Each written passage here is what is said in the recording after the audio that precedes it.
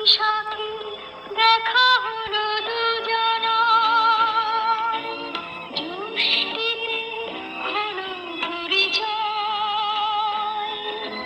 বৈশাখের রোদমাখা দুপুরে ওনার হাতে হাত মিলিয়ে ভালোবাসার স্বপ্ন পূরণের অঙ্গীকারবদ্ধ হয়ে আমি এই শহরে প্রবেশ করেছিলাম। সংসারটা চলছিল ছন্দহীন তরঙ্গের মতো করে। কিন্তু যখন আগরতলা থেকে আমি আসতাম তখন এই পুলিশ দাদাকে দেখলে কিন্তু আমার বুকের ভিতরটা ঢিপ ঢিপ ঢিপ ঢিপ করে কাঁপত।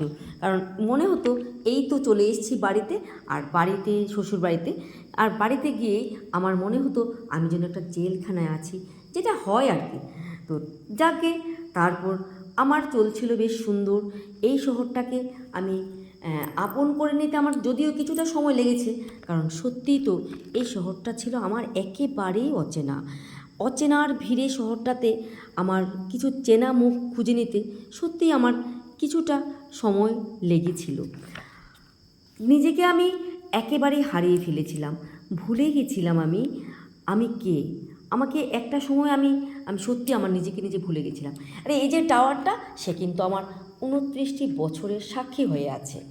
আমি 29টি বছর ধরে আমার যখন কাউকেই চিনতাম না, আমি কিন্তু এই টাওয়ারটার দিকে তাকিয়ে থাকতাম, আর সে সে আজও আমার পাশে আছে, আজও আমার সঙ্গে আছে।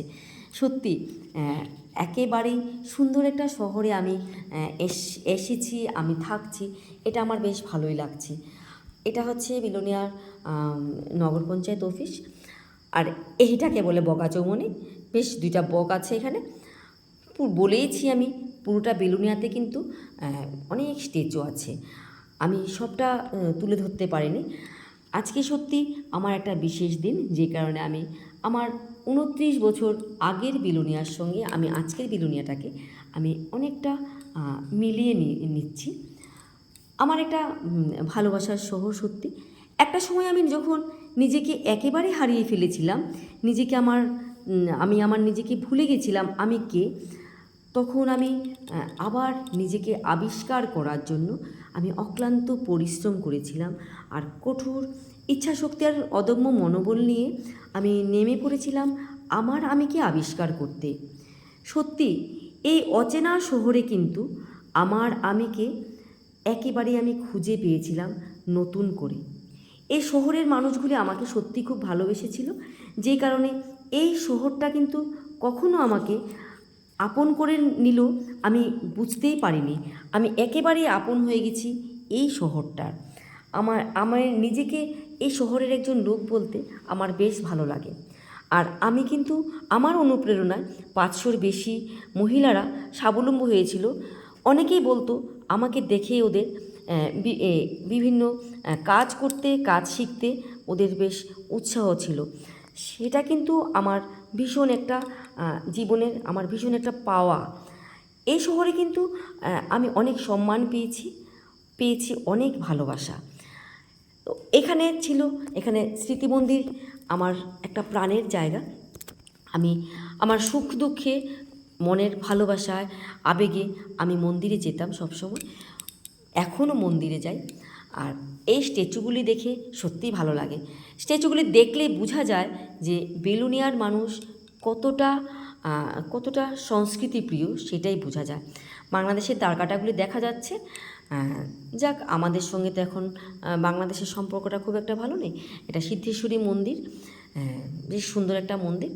আর এই যে কাজী নজরুল ইসলাম দাঁড়িয়ে আছে, তারপর ঈশ্বরচন্দ্র বিদ্যাসাগর কলেজ, যেটা বিলোনিয়ার কলেজ, অনেক পুরনো, খুব সুন্দর কলেজটা কিন্তু। আর ঈশ্বরচন্দ্র বিদ্যাসাগর তো এখানে দাঁড়িয়ে আছেন, সবাইকে আশীর্বাদ করছেন, আশীষ দিচ্ছেন ভালো পড়াশোনা করার জন্য। দেখতে কিন্তু অনেকটাই শান্তিনিকেতনের মতো লাগে।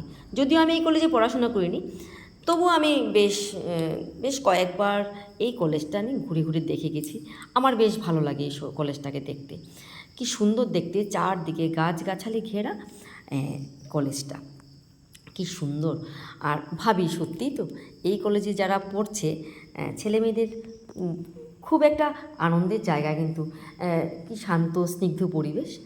সত্যি বিলোনিয়ার যেদিকে তাকানো যায় এদিকটাই কিন্তু খুব সুন্দর, একেবারেই গোছানো, আর একটা ছিমছাম সবুজে ঘেরা, চারদিকে গাছগাছালিও আছে। এটা দেখা যাচ্ছে কি সুন্দর মন্দিরটা, দেখো মনে হচ্ছে যেন দক্ষিণেশ্বরের মায়ের মন্দিরটা, কিন্তু দক্ষিণেশ্বরের মায়ের মন্দিরের আদলে এই মন্দিরটা বানানো হয়েছে। আর ক্ষুদিরাম বসু তো এখানে দাঁড়িয়ে আছে, বলেইছি যে বেলুনিয়ার সবখানে শুধু সংস্কৃতির ছোঁয়া। এটা জেলখানা, যাক। তো তারপর এই বিদ্যাপীঠ মাঠে এখন কিন্তু আমরা তো আমি আমাকে নিয়েছি বলেইছি, তো নিজের মতো করে বাঁচতে শিখেছি। এখানে আমরা একটা লাফিং সেন্টার খুলেছি, এখানে শরীরচর্চা সকালবেলা হয়, সব কিছু করে তারপর ঘুরে বাড়িতে যাই। কৃষ্ণচূড়া গাছের গাছ, চাপা ফুলের গাছ সব দেখে ওনার সঙ্গে তো আমার ওই প্রেমটা জমে গেছিলো বলেছি 29 বছর আগে বৈশাখ মাসে। হাতে হাত রেখে স্বপ্ন পূরণের অঙ্গীকার নিয়ে চলে এসেছিলাম এখানে। তো আপনাদের ভালোবাসা আর আশীর্বাদে আমার বাকি দিনটা যেন এইভাবে ভালো যায়। ওনার সঙ্গে হাত রেখে যখন আমি এখানে এসেছি, আমি ওনার হাতে হাত রেখেই যেন আমার বাকি জীবনটাও আমার এভাবেই যায়, এইভাবেই ওনার সঙ্গেই পাগলামি করে আনন্দ করে আমার দিনগুলি যেন এভাবেই কাটে।